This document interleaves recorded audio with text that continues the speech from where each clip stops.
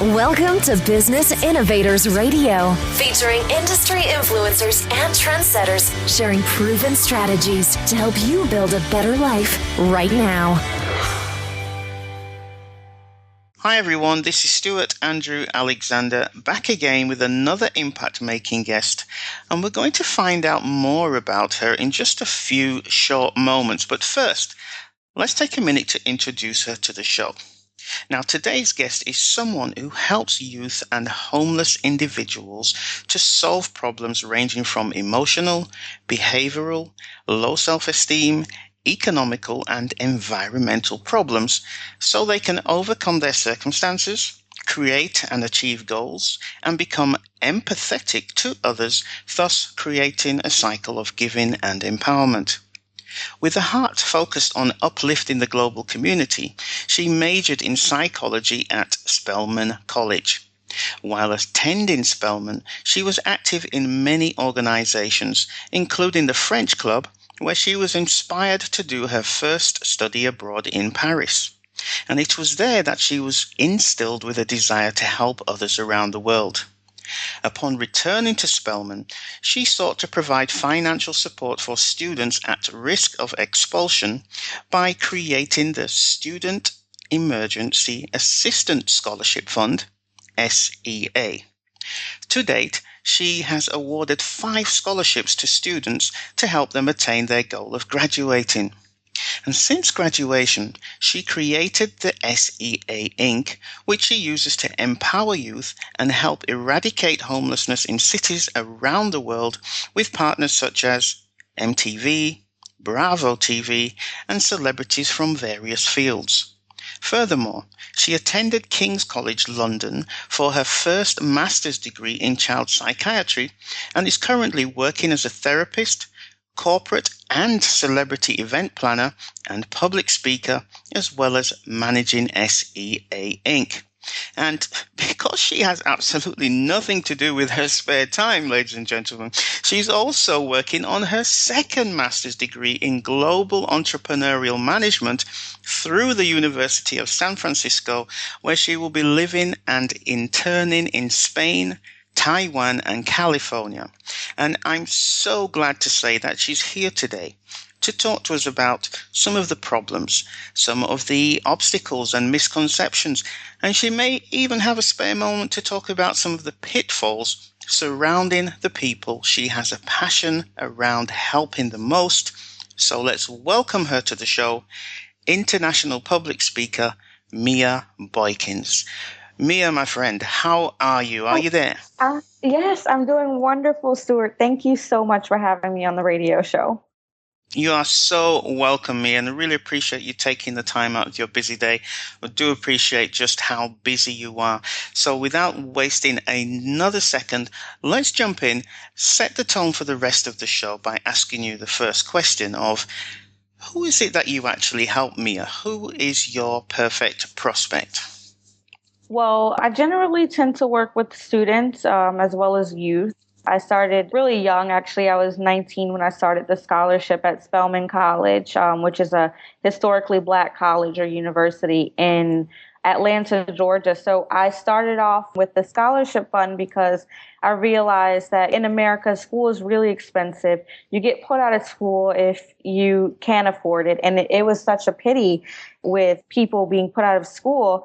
So as a result, I decided to start the scholarship fund. I raised over $15,000 and I awarded 5 recipients.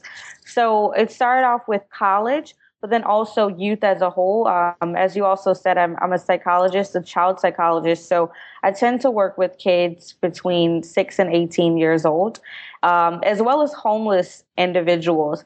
So I have a passion for working with homelessness. I've experienced homelessness at least twice in my life, and once being for Hurricane Katrina in New Orleans, where me and my family had to evacuate, and we were known as refugees, as the Syrian refugees dispersed all around the world. So that taught me the value of life and just not to take anything for granted. And it also humanized me and made me a more humble person, just to realize that there isn't a specific demographic that's homeless. Anyone can be homeless at any time. And I do a lot of advocacy in homeless shelters. So I realized that even people who have education and degrees end up in really bad situations. And so those are my target populations. And while you're out there speaking with these people and helping them to move along with their lives, what are some of the common obstacles that prevent them from achieving their desired outcomes? The main issue, I would say, especially working with homeless individuals and also at risk youth, is emotional issues and also mental issues. A lot of them can't really grasp or understand what's going on. So just having those sort of issues slows them down. And as far as just mental stability, they feel blocked. They feel like they can't achieve. They feel that their environment is holding them down. Maybe a lack of financial resources or a lack of empathy, a lack of love, a lack of community resources, a lack of positive influences, efficient school systems. All of those things kind of play into the deficits that these populations are experiencing. There's sometimes you're out there and you're working with the people that you have this great passion around helping, but there are some popular myths or misconceptions surrounding those people that prevent them from achieving their desired outcome. Could you just highlight some of those myths so that we can help the people listening to this show and just give them a different perspective? Could you just do that for us, please, Mea? So yeah, there's common misconceptions that the people who are in these situations, that they are lazy, that they want to be there, that they're not looking for other opportunities to overcome their situational and environmental as well as economical circumstances. I find that from doing public speaking in homeless shelters, that a lot of the people there, actually most of them there, really want to be in a different situation. They're working towards it. But with all these different things blocking them in a judgmental society, they aren't given opportunities or they're actually overlooked. So I would say that's the main misconception and the main myth is just that these people are lazy, that they probably did something to get in these situations and circumstances. Could you just go a little bit deeper into that? Are there any other further myths that you come across? So another myth would be, if you come from a poor community that you can't excel, or if you grow up in a certain demographic, a certain environment, if you're from the ghetto, or if you're coming from a place with failing schools that you can't succeed. Actually, I grew up with a poor family. Most of my family didn't go to college. Most of them aren't educated. A lot of them actually have mental disorders and they still live in poverty-stricken communities. And I'm an example of those statistics not necessarily applying to an individual's life. Furthermore, like you said, there's people who speak negatively into your life that say, oh, you can't do it. You're going to be a failure. That's another sort of myth. And also, as far as GPAs, there are some people in life who aim to achieve a first or a 4.0, perfect grades. And they feel like if I get these perfect grades, then I'm going to get a job, I'm going to get opportunities, and I'm going to do better than the people who have lower GPAs. Actually, at King's College, I had a 3.0, and at Spelman, I had like a 2.9 GPA, and I'm doing my second master's. For me, it's more about getting what you need out of the program to advance you towards your goal. So right now, my next goal is starting my first international company in multiple different countries. I've already started working on it within the last year. I don't have the perfect GPA. I don't know everything. In class, I struggle greatly, but that doesn't mean that just because you struggle in class or you don't understand every concept that you can't do what you need to do. You just have to apply yourself and take exactly what you need out of it. So in uni, I found a lot of people looking at me, judging me, oh, her grades aren't perfect. But actually, I've accomplished much more than a lot of people who had higher GPAs than I have. So, in other words, everybody has a God-given gift, regardless of their academical achievements.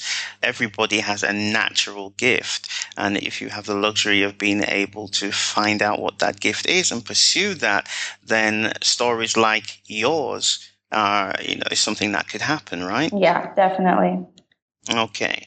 So, in terms of the people who they're wanting to change their circumstances, Mia, and they're wanting to create goals and to achieve those goals and become more empathetic towards others so that it creates a cycle of giving and empowerment. This is what you help people to do.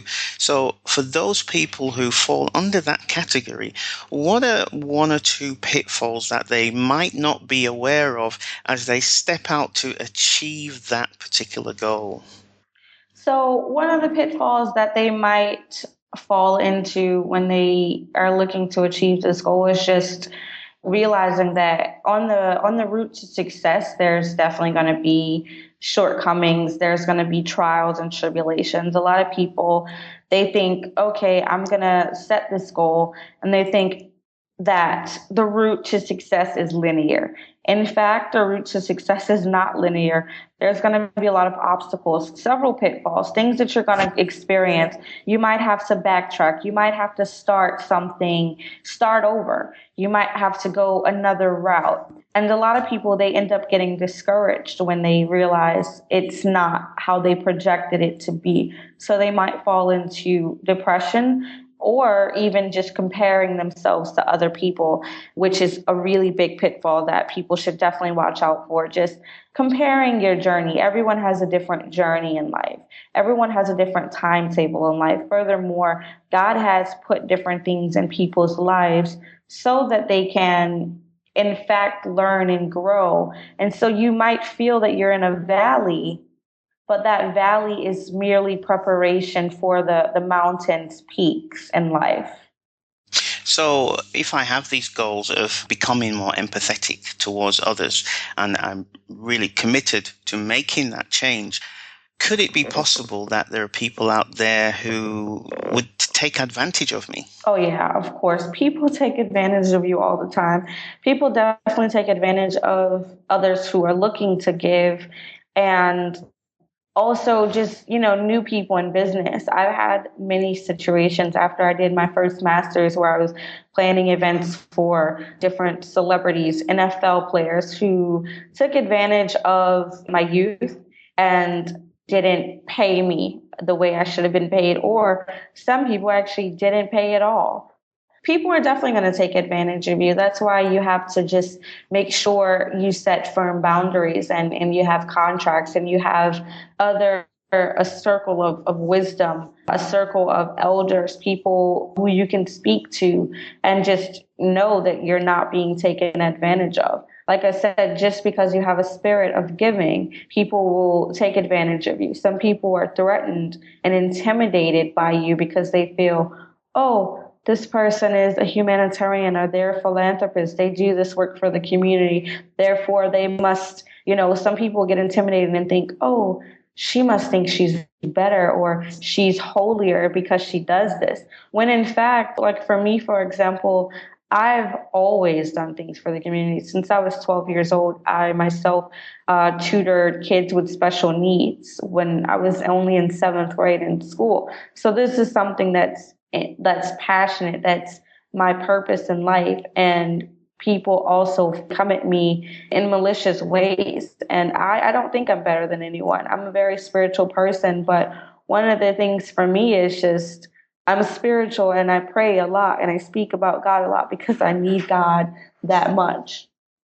So something that I see, which is common across many industries, is when somebody sets out to make a change, they're committed to making a change in their lives, albeit whatever their goals are, that they tend to fall into that pitfall of backtracking. Is that something that you've come across as well? And if so, what kind of advice could you impart with our listeners about backtracking and how they should be aware of that and what they should do to avoid it? Yeah, definitely backtracking. I've backtracked a lot. Actually, that's what led me to do my second master's, I had lots of plans. When I got out of school, I was starting at my first international charter school. That's something that I really felt I wanted to do. I had found the building. I had already done the groundwork. And one of the things that I do, which is great advice for the listeners, is if I'm going into a certain field, I always kind of shadow someone else who's doing exactly what I want to do so I can learn from their mistakes. Even working with a company, if you want to start a similar company, it's good to start at the ground floor and just get advice from others. So even with the school, after interning with someone who has 4 schools, and seeing all the politics and things that goes into it, I immediately stopped. It's something that I don't want to get involved in. It's a normal part of the process. There's going to be several different things coming at you from different directions, different opportunities, and they just have to realize that delay doesn't mean denial. So even though you might backtrack or you might be proposed different ideas, it's something that you can come back to. And it doesn't mean that you're not moving in your right direction. Sometimes you have to just take a step back, take a step away from what you're doing in order to see how it relates to the bigger picture. Okay, so let's talk about some of the most common fears surrounding the people that you help the most, Mea. The kids that I work with, some of them are school dropouts. Some of them are in the juvenile system. So I would say some of the fears that they have is really just getting out of their comfort zone and also rejection. A lot of people feel slighted or they allow one's rejection to kind of make them like, even, with all my qualifications, when I applied for a PhD, I was rejected 6 times. I could have easily said, oh, I'm a failure, I'm not going to get in, but that's something that I'm still reaching to attain. So I can't necessarily speak on other people's fears, just basically from the population that I myself work with. Do you have an example of somebody that you've actually worked with then that has been able to overcome their fears and achieve, or at least set out on the path to achieving their goals through your assistance? Yes. So one of the girls that I was mentoring, she had a baby when she was in high school. She dropped out of school and she was in a difficult situation with her family. So I helped her to get back in school. She actually is working toward starting college and starting work. I trained her on how to conduct an interview and I helped her with resume skills. And also she was struggling with homelessness when she decided to take the stride to move away from her family. And I'm really proud to say that through me motivating her and assisting her with resources, that not only is she in school, but she has her first apartment. Okay, and in terms of the outcomes that these people that you help the most, in terms of them wanting to achieve their dreams, and it sounds a bit of an obvious question, but why would they want to change? Why would they want to achieve their outcomes of becoming more confident, becoming better, changing their own situations? Why would they want to do that, Mea? Because they're not comfortable. They're not happy with where they are. We live in a world where some people are accomplished and others aren't. But once you're exposed to people that come from your demographic, that's an example to you, it kind of warps your reality and it shows you something that you thought was intangible, you can actually reach. Another example of someone who I mentored to help, she was actually on drugs. Her father committed suicide. The man who was raising her committed suicide. She didn't have a relationship with her biological father, and her mother was also on drugs. And I met with her, we would pray, I would give her guidance and things like that. And she's been clean from meth for about a year now. She got into a rehab program. She's also about to start school, and her relationship with her parents have bloomed, as well as her spiritual relationship with God. So that's something that I'm proud of. But for example, for her, why would she want to get out of that? Because you see the results of what happens. You see the results of suicide, of discontentment, of growing old and not accomplishing anything and not being where you projected you would be. And it's scary. Okay then, Mia. So thanks for sharing that. That was very insightful, very useful, and I'm sure the listeners are going to get some value from what you just shared with us. So, in terms of the solution, how you actually go about helping people, what is your solution? Does it have a name? Does it have a brand? If it does, how did it come to fruition? How did it start? What inspired you to create it? Could you just expand on that a little bit for us?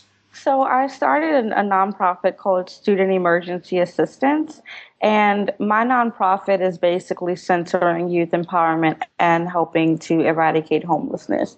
It came about when I was interning actually with JP Morgan, one of the former vice presidents of the company. She and I are really close, but she saw that I was basically doing events every month. She told me that I should just start a nonprofit because I had been doing these events for the homeless and for the youth, and I was pretty much using my own funding. So she thought that it would be good if I could apply for some government assistance and grants to assist with my mission. So that's how Student Emergency Assistance came about. And it started off with just students. And also, I was mainly concerned with the Black population. But ever since then, I've worked with multiple different populations. I've done a youth empowerment event in London where, there was British and also several other different cultures. I've done public speaking in South France for, a French school. Also, I'm planning an event here in Barcelona with Spanish youth, and the proceeds are going to go towards helping the Syrian refugees. So that's how it started, and that's definitely the brand. If there's somebody out there, Mia, who's been listening to the show and they think, something, I think Mea Boykins is the person I need to be speaking with. I think she can definitely make an impact in my life or an impact in our organization. And I would like to know more. How would they be able to connect with you, Mia? How do they find you? So I'm on Instagram, Twitter, as well as I have a personal Facebook page, and it's all my Instagram and Twitter is at Mea Boykins. That's MEABOYKINS. And then the Facebook is www.facebook.com/Mea Boykins. And my website is just www.meaboykins.com. So there's a contact request form there. You can just write me an email and it'll come directly to my inbox. Excellent. So this is you directly answering the emails, not an assistant, but it's Mea Boykins herself. Yes. Perfect. Okay, ladies and gentlemen, you heard from Mia yourself. She's out there making an impact on the world. It's really, I must commend you, Mia, for the work that you've been doing and for your drive and your passion for helping people in less fortunate situations than most. I think it's it's amazing work that you're doing, and I'm hoping that this show is going to play a role in helping you to get more exposure and to position you as the educator and the advocate that you truly are for the people that you help the most. So with that said, Mia, before we end the show, do you have any final thoughts that you would like to share with the listeners out there? I just want people to know that you don't have to be Mother Teresa to make an impact. You don't have to be rich to make an impact. You can do very small things. For example, carrying around water or chips in your car and passing it out to homeless people along the street. It's very simple. I'm not looking to be a celebrity or well-known or have the works that I do, make me famous. I'm really just doing my passion, my purpose, and my will of God. And definitely as you grow and as you learn, spread the knowledge, pass it down to somebody else, and just make a difference in life. Don't just live a life that's centered around you, your success, and your goals. I just have a feeling that you're going to be a huge impact maker on society, on people's lives, and it's going to be just exciting just to be a part of that and watching that unfold from the sidelines. So thank you so much for coming onto the show today. We've run out of time. You're so welcome, my dear. You're so welcome. We've run out of time, so it's just time for me to sign off. But before I go, remember, perfection is not when there is nothing left to add. It's when there's nothing left to take away. So this has been Stuart Andrew Alexander saying thank you so much. Take care and we'll talk real soon. Thanks for listening to Business Innovators Radio. To hear all episodes featuring leading industry influencers and trendsetters, visit us online at businessinnovatorsradio.com today.